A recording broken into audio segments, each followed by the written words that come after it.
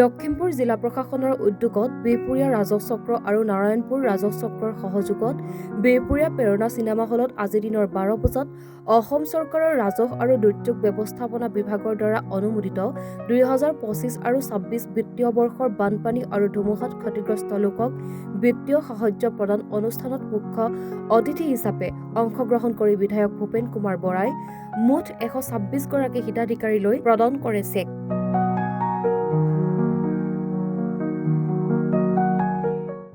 বিধানসভা সমষ্টিত বিহপুৰীয়া ৰাজহ চক্ৰ বিষয়া আৰু নাৰায়ণপুৰ ৰাজহ চক্ৰ বিষয়াৰ অধীনত প্ৰায় 100 গৰাকী বানপানী গৰাখহনীয়া বিভিন্ন প্ৰাকৃতিক দুৰ্যোগত ক্ষতিগ্ৰস্ত ব্যক্তিক আমি 1,20,000 টকা অত্যাধিক বেছি আৰু কম 4,000 টকা যি ধৰণৰ ক্ৰাইটেৰিয়াত পৰে আমি সেইমতে সাহায্য আগবঢ়াইছোঁ। আৰু এতিয়া নতুনকৈ মুখ্যমন্ত্ৰী মহোদয়ে আমাৰ সমষ্টিৰ যিখিনি BPL দৰিদ্ৰ সীমাৰেখাৰ তলৰ পৰিয়ালত স্বাস্থ্যজনিত চিকিৎসাত অসুবিধা হয় তেওঁলোকৰ কাৰণেও কিছু আৰ্থিক সাহায্য মুখ্যমন্ত্ৰী ডাঙৰীয়াৰ পৰা মই লৈ আহিছিলোঁ।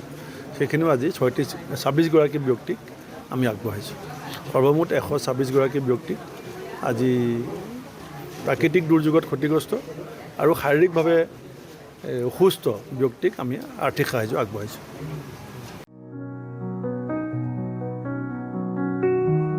বিহপুৰীয়াৰ পৰা জীৱন কুৰ্মীৰ ৰিপৰ্ট, এনি ভাৰত 24।